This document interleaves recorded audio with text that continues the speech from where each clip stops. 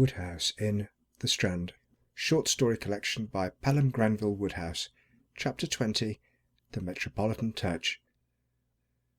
Nobody's more alive than I am to the fact that young Bingo Little is in many respects a sound old egg, but I must say there are things about him that could be improved.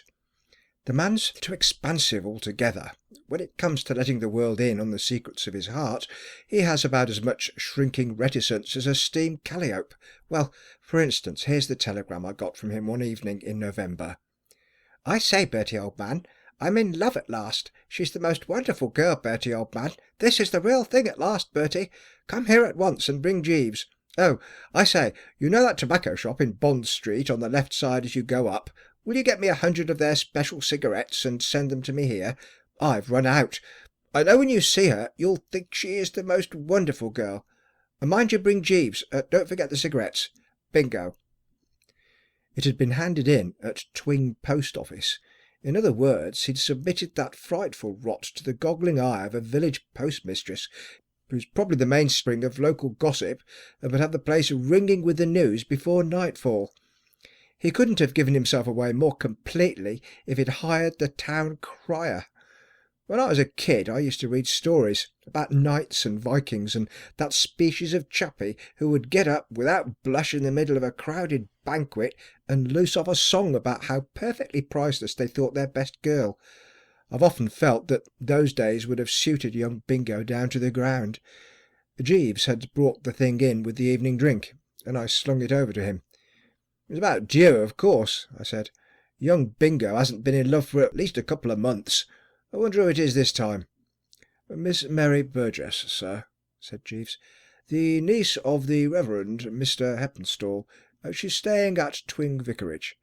Great Scott! I knew that Jeeves knew practically everything in the world, but this sounded like second sight. "How do you know that?" "When we were visiting Twing Hall in the summer, sir, I formed a somewhat close friendship with Mr. Heppenstall's butler. He is good enough to keep me abreast of the local news from time to time. From this account, sir, the young lady appears to be a very estimable young lady, of a somewhat serious nature, I understand. Mr. Little is very épris, sir. Brookfield, my correspondent, writes that last week he observed him in the moonlight at an advanced hour gazing up at his window." "Whose window? Brookfield's?" "Yes, sir, presumably under the impression that it was the young lady's." "But what the deuce is he doing at Twing at all?" "Mr. Little was compelled to resume his old position as tutor to Lord Wickhammersley's son at Twing Hall, sir, owing to having been unsuccessful in some speculations at Hurst Park at the end of October." "Good Lord, Jeeves, is there anything you don't know?" "I couldn't say, sir." I picked up the telegram. "I suppose he wants us to go down and help him out a bit." "That would appear to be his motive in dispatching the message, sir." "Well, what shall we do? Go?" "I would advocate it, sir. If I may say so, I think that Mr. Little should be encouraged in this particular matter." "You think he's picked to a winner this time?" "I hear nothing but excellent reports of the young lady, sir. I think it is beyond question that she would be an admirable influence for Mr. Little, should the affair come to a happy conclusion. Such a union would also, I fancy, go far to restore Mr. Little to the good graces of his uncle, the young lady being well connected and possessing private means. In short, sir, I think that if there's anything that we can do, we should do it." "Well, with you behind him," I said, "I don't see how he can fail to click." "Oh, very good, sir," said Jeeves. "The tribute is much appreciated." Bingo met us at Twing Station next day, and insisted on my sending Jeeves on in the car with the bags, while he and I walked. He started in about the female the moment we'd begun to hoof it. "She's very wonderful, Bertie. She's not one of those flippant, shallow-minded modern girls. She's sweetly grave and beautifully earnest. She reminds me of what's the name I want?" "Mary Lloyd?" "St. Cecilia," said young Bingo, eyeing me with a good deal of loathing. "She reminds me of St. Cecilia. She makes me yearn to be a better, nobler, deeper, broader man." "What beats me," I said, following up a train of thought, is what principle you picked them on. The girls you fall in love with, I mean. I mean to say, what's your system? As far as I can see, no two of them are alike. First it was Mabel the waitress, then Honoria Glossop, then that fearful blister Charlotte Corday Rowbottom. I own that Bingo had the decency to shudder. Thinking of Charlotte always made me shudder too. You don't seriously mean, Bertie, that you're intending to compare the feeling I have for Mary Burgess, the holy devotion, the spiritual— Oh, all right, let it go, I said. I say, old lad, aren't we going rather a long way round? Considering that we were supposed to be headed for Twing Hall, it seemed to me that we were making a longish job of it. The hall is about 2 miles from the station by the main road, and we'd cut off down a lane, gone across country for a bit, climbed a stile or two, and were now working our way across a field that ended in another lane.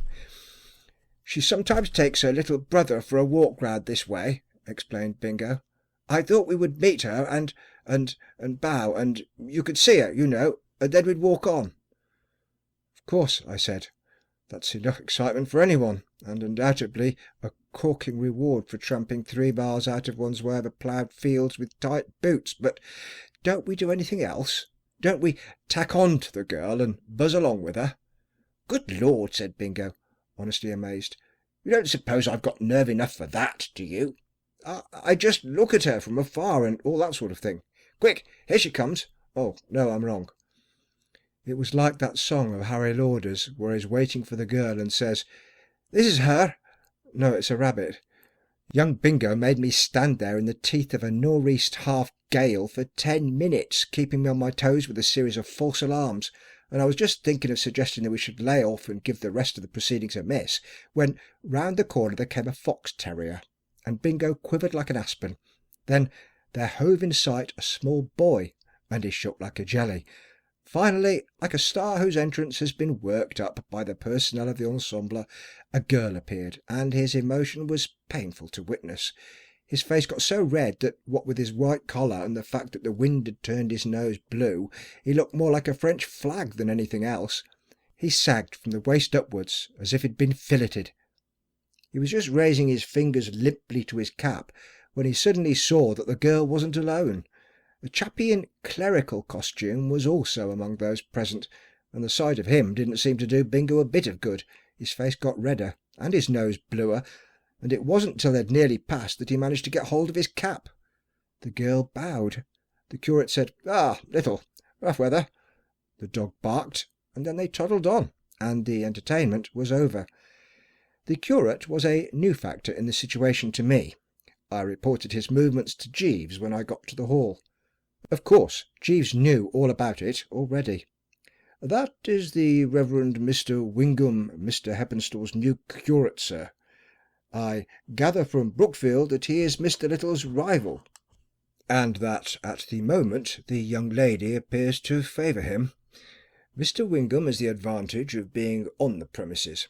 He and the young lady played duets after dinner, which acts as a bond. Mr. Little on these occasions, I understand, prowls about in the road, chafing visibly. That seems to be all the poor fish is able to do, dash it. He could chafe all right, but there he stops. He's lost his pep, he's got no dash.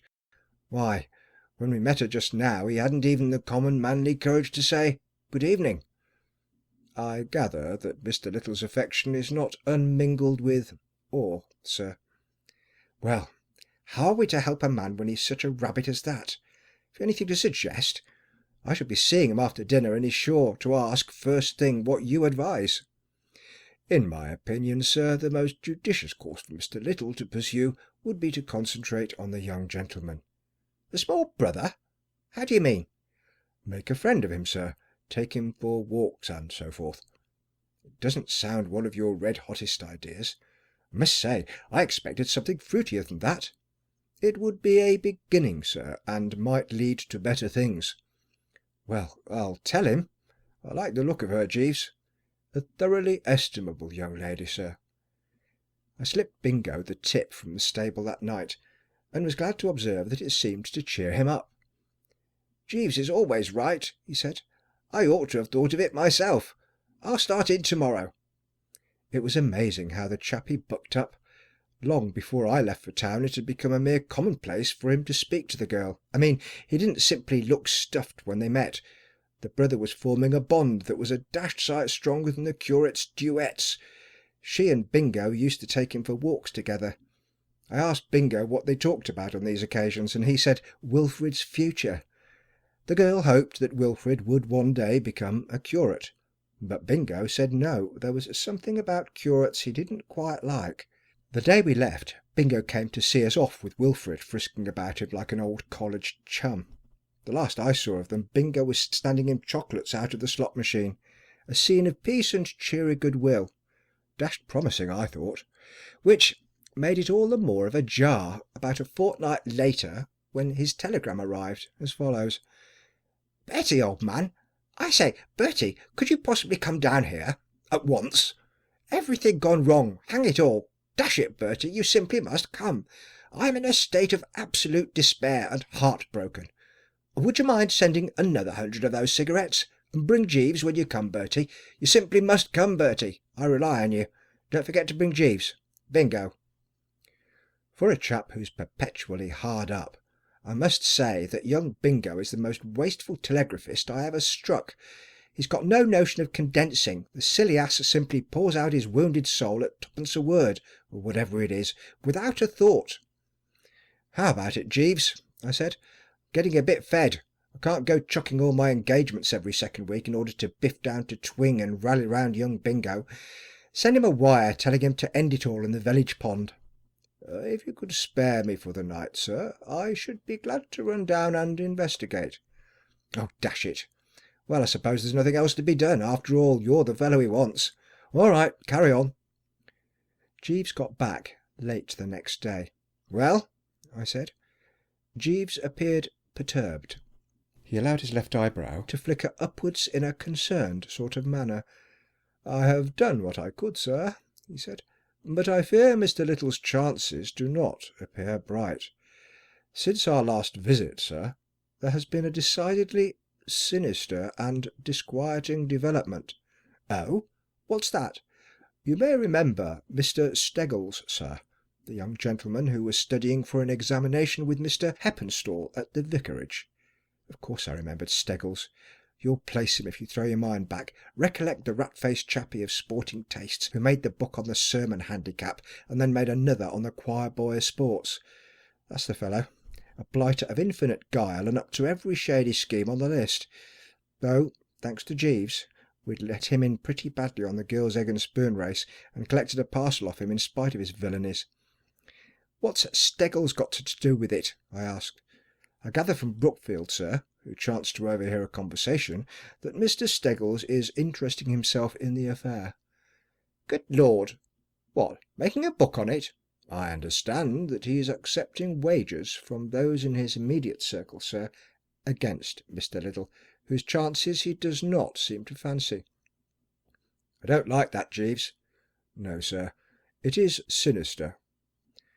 From what I know of Steggles, there will be dirty work." "It has already occurred, sir." "Already?" "Yes, sir. It seems that in pursuance of the policy which he'd been good enough to allow me to suggest to him, Mr. Little escorted Master Burgess to the church bazaar, and there met Mr. Steggles, who was in the company of young Master Heppenstall, the Reverend Mr. Heppenstall's second son, who is home from Rugby just now, having recently recovered from an attack of mumps. The encounter took place in the refreshment room, where Mr. Steggles was at that moment entertaining Master Heppenstall. To cut a long story short, sir, the two gentlemen became extremely interested in the hearty matter in which the lads were fortifying themselves, and Mr. Steggles offered to back his nominee in a weight-for-age eating contest against Master Burgess for £1 a side. Mr. Little admitted to me that he was conscious of a certain hesitation as to what the upshot might be, should Miss Burgess get to hear of the matter, but his sporting blood was too much for him, and he agreed to the contest.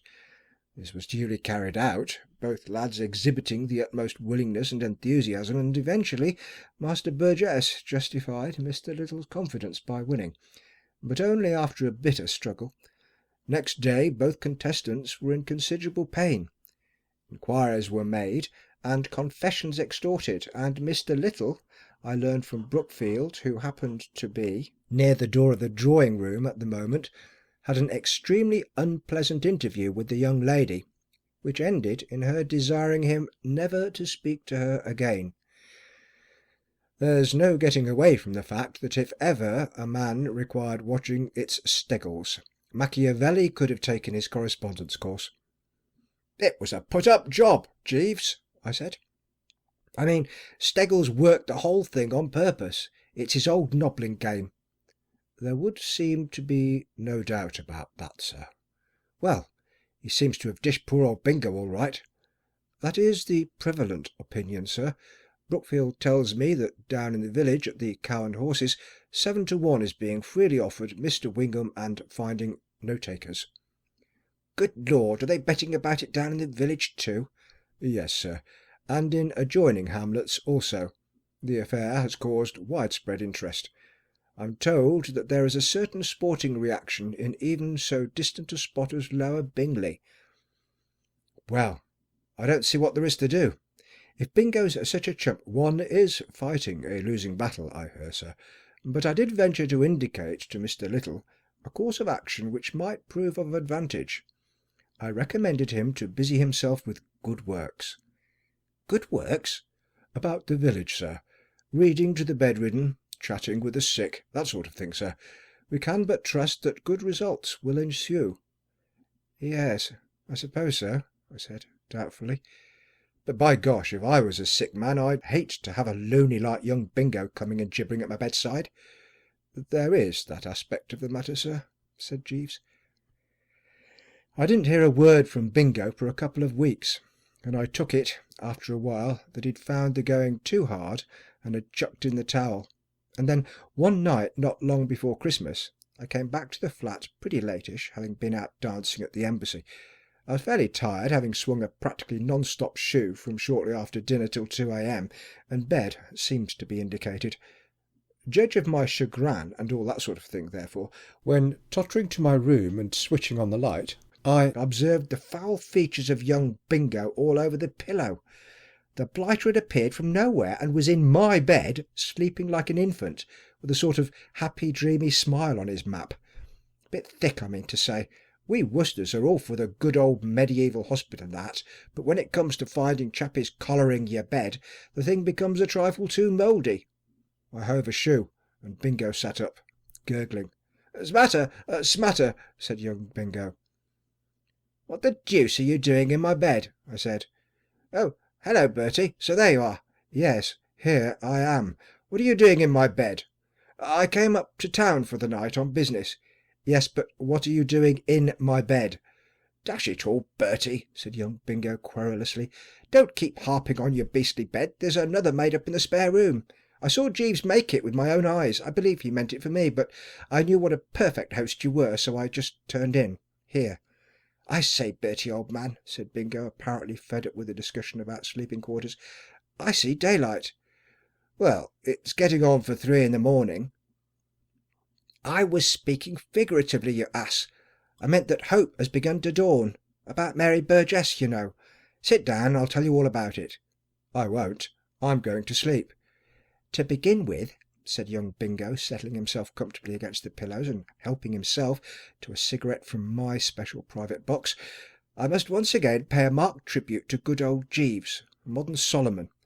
I was badly up against it when I came to him for advice, but he rolled up with a tip which has put me, I use the term advisedly and in a conservative spirit, on velvet. He may have told you that he recommended me to win back the lost ground by busying myself with good works. Bertie, old man, said young Bingo earnestly, for the last 2 weeks I've been comforting the sick to such an extent that if I had a brother and you brought him to me on a sick bed at this moment, by Jove, old man, I'd heave a brick at him. However, though it took it out of me, like the deuce, the scheme worked splendidly. She softened visibly before I'd been at it a week, started to bow again when we met in the street and so forth. About a couple of days ago she distinctly smiled, in a sort of faint, saint-like kind of way, you know, when I ran into her outside the vicarage, and yesterday, I say, you remember that curate chap, Wingham, fellow with a long nose and a sort of goofy expression? Of course I remember him, your rival. Rival? Sir Bingo raised his eyebrows. "Oh, well, I suppose you could have called him that at one time, though it sounds a little far-fetched." "Does it?" I said, stung by the sickening complacency of the chump's manner. "Well, let me tell you that the last I heard was that at the Cow and Horses in Twing Village, and all over the place as far as Lower Bingley, they were offering 7 to 1 on the curate, and finding no takers." Bingo started violently, and sprayed cigarette ash all over my bed. "Betting?" he gargled. "Betting? You don't mean that they're betting on this holy, sacred... Oh, I say, dash it all, haven't people any sense of decency and reverence? Is nothing safe from their beastly, sordid graspingness? I wonder," said young Bingo thoughtfully, "if there's a chance of my getting any of that 7 to 1 money. 7 to 1? What a price! Who's offering it, do you know? Oh, well, I suppose it wouldn't do, no. I suppose it wouldn't be quite the thing." "You seem dashed confident," I said. "I'd always thought that Wingham—" "Oh, I'm not worried about him," said Bingo. "I was just going to tell you Wingham's got the mumps and won't be out and about for weeks, and jolly as that is in itself, it's not all. You see, he was producing the village school Christmas entertainment, and now I've taken over the job. I went to see old Heppenstall last night and clinched the contract. Well, you see what that means. It means that I shall be absolutely the centre of village life and thought for 3 solid weeks, with a terrific triumph to wind up with. Everybody's looking up to me and fawning on me, don't you see, and all that. It's bound to have a powerful effect on Mary's mind. It will show her that I'm capable of serious effort, that there is a solid foundation of worth in me, that, mere butterfly as she may once have thought me, I am in reality... Oh, all right, let it go. It's a big thing, you know, this Christmas entertainment.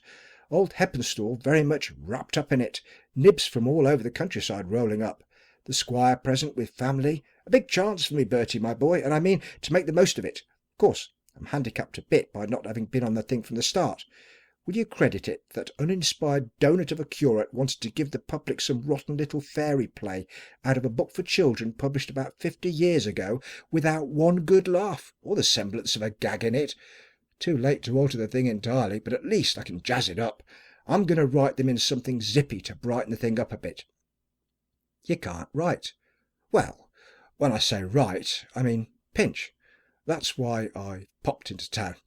I've been to see that review, Cuddle Up, at the Palladium, tonight. Full of good stuff, of course. It's rather hard to get anything in the nature of a big spectacular effect in the Twing Village Hall, with no scenery to speak of, and a chorus of practically imbecile kids of ages ranging from 9 to 14, but I think I see my way. Have you seen Cuddle Up?" "Yes, twice." "Well, there's some good stuff in the first act, and I can practically lift all the numbers. Then there's that show at the Palace. I can see the matinee of that tomorrow before I leave. There's sure to be some decent bits in that. Don't you worry about my not being able to write a bit. Leave it, my dear old chap," said young Bingo, snuggling down cosily. "You mustn't keep me up talking all night. It's all right for you fellows who've nothing to do, but I'm a busy man. Good night, old thing. Close the door quietly after you and switch out the light. Breakfast about 10 tomorrow, I suppose. What? Righto. Good night." For the next 3 weeks I didn't see Bingo. He became a sort of voice heard off, developing a habit of ringing me up on long distance and consulting me on various points arising at rehearsal, until the day when he got me out of bed at 8 in the morning to ask whether I thought Merry Christmas was a good title. I told him then that this nuisance must now cease, and after that he cheesed it, and practically passed out of my life, till one afternoon when I got back to the flat to dress for dinner, and found Jeeves inspecting a whacking big poster sort of thing which he'd draped over the back of an armchair. "Good Lord, Jeeves," I said. I was feeling rather weak that day, and the thing shook me. "What on earth's that?" "Mr. Little sent it to me, sir, and desired me to bring it to your notice." "Well, you've certainly done it." I took another look at the object. There was no doubt about it. It caught the eye. It was about 7 feet long, and most of the lettering in about as bright a red ink as I ever struck. "What do you make of it, Jeeves?" I said. "I confess I am a little doubtful, sir. I think Mr. Little would have done better to follow my advice, and confine himself to good works about the village." "You think the thing will be a frost?" "I could not hazard a conjecture, sir, but my experience has been that, whilst it pleases the London public, is not always so acceptable to the rural mind. The Metropolitan Touch sometimes proves a trifle too exotic for the provinces. I suppose I ought to go down and see the dashed thing. I think Mr. Little would be wounded were you not present, sir." The village hall at Twing is a smallish building smelling of apples. It was full when I turned up on the evening of the 23rd, for I had purposely timed myself to arrive not long before the kick-off. I had had experience of one or two of these binges, and didn't want to run any risk of coming early and finding myself shoved into a seat in one of the front rows where I wouldn't be able to execute a quiet sneak into the open air halfway through the proceedings if the occasion seemed to demand it. I secured a nice strategic position near the door at the back of the hall. From where I stood I had a good view of the audience. As always on these occasions, the first few rows were occupied by the nibs, consisting of the squire, a fairly mauve old sportsman with white whiskers, his family, a platoon of local parsons, and perhaps a couple of dozen prominent pew-holders. Then came a dense squash of what you might call the lower middle classes, and at the back, where I was, we came down with a jerk in the social scale, this end of the hall being given up almost entirely to a collection of frankly tough eggs, who had rolled up not so much for any love of the drama as because there was a free tea after the show. Take it for all in all, a representative gathering of Twing life and thought. The nibs were whispering in a pleased manner to each other, the lower middle classes were sitting up very straight as if they'd been bleached, and the tough eggs whiled away the time by cracking nuts and exchanging low rustic wheezes. The girl, Mary Burgess, was at the piano, playing a waltz. Beside her stood the curate, Wingham, apparently recovered. The temperature, I should think, was about 127. Somebody jabbed me heartily in the lower ribs, and I perceived the man, Steggles. "Hello," he said. "I didn't know you were coming down."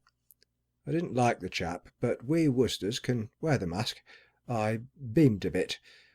"Oh, yes," I said. "Bingo wanted me to roll up and see his show."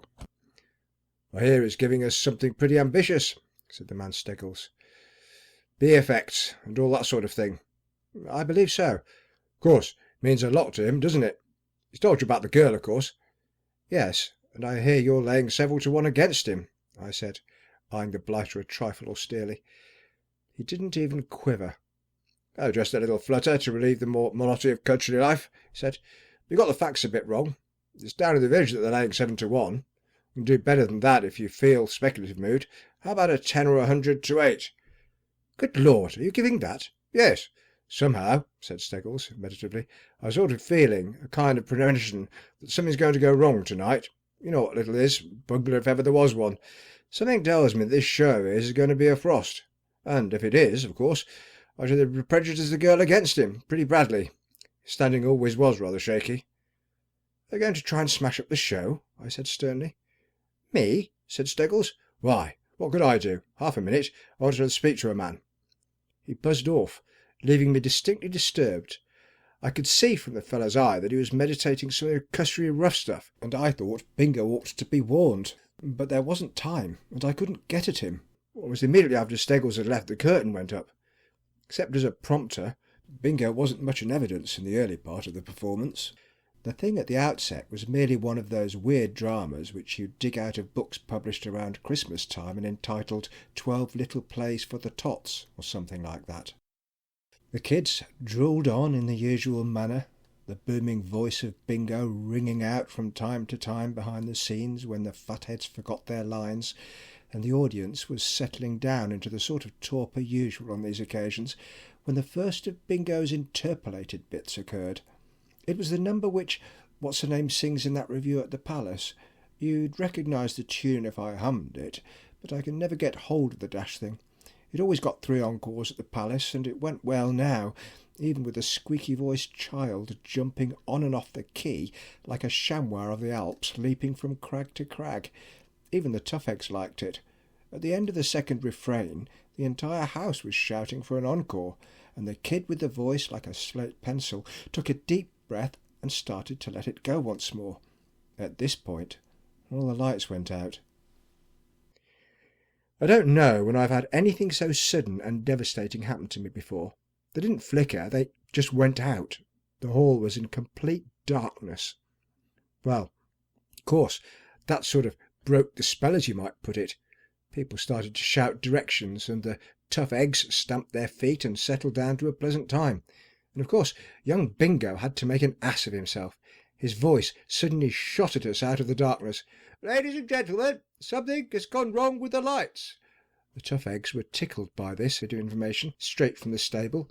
They took it up as a sort of battle cry. Then, after about 5 minutes, the lights went up again and the show was resumed. It took 10 minutes after that to get the audience back into its state of coma, but eventually they began to settle down and everything was going nicely when a small boy with a face like a turbot edged out in front of the curtain, which had been lowered after a pretty painful scene about a wishing ring or a fairy's curse or something like that sort, and started to sing that song of George Thingamy's out of Cuddle Up. You know the one I mean. Always Listen to Mother, Girls, it's called, and he gets the audience to join in and sing the refrain. Quite a ripish ballad, and one which I myself have frequently sung in my bath with not a little vim, but by no means, as anyone but a perfect saphead prune like young Bingo would have known, by no means the sort of thing for a children's Christmas entertainment in the old village hall. Right from the start of the first refrain, the bulk of the audience had begun to stiffen in their seats and fan themselves, and the Burgess girl at the piano was accompanying in a stunned mechanical sort of way, while the curate at her side averted his gaze in a pained manner. The tough eggs, however, were all for it.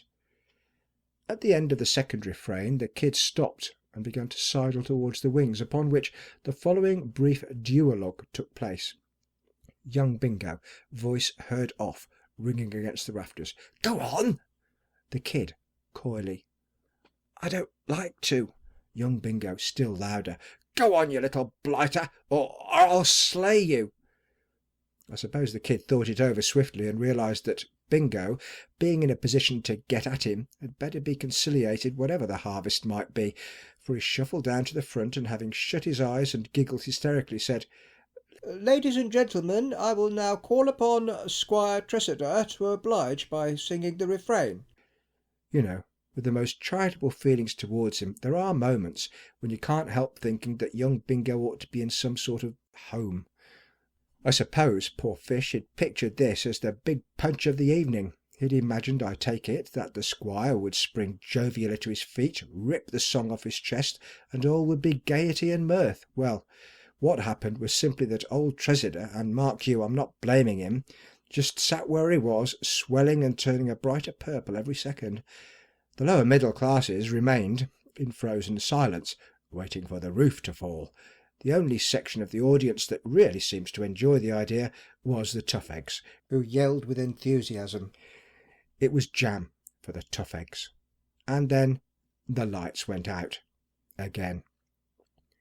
When they went up some minutes later, they disclosed the squire marching stiffly out at the head of his family, fed up to the eyebrows, the Burgess girl at the piano with a pale, set look, and the curate gazing at her with something in his expression that seemed to suggest that, though all this was no doubt deplorable, he'd spotted the silver lining. The show went on once more.